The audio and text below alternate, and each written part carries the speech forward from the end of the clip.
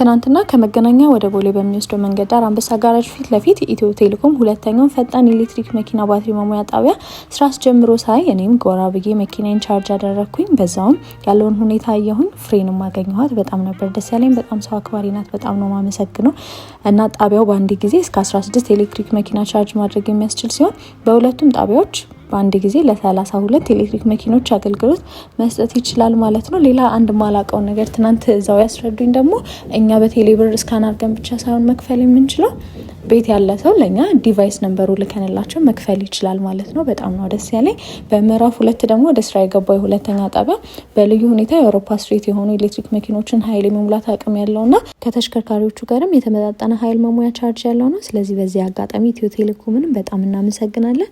ኤሌክትሪክ መኪናም ያላችሁ ሰዎች ደግሞ ከመገናኛ ወደ ቦሌ በሚወስደው መንገድ አንበሳ ጋራጅ ፊት ለፊት ላይ አስፋልት ዳር ላይ 16 መኪና ባንዴ ቻርጅ የሚያደርግ ጣቢያ ተዘጋጅቶልናል ማለት ነው። ስለዚህ ሄዳችሁ ቻርጅ አድርጉ። እናመሰግናለን። ባይ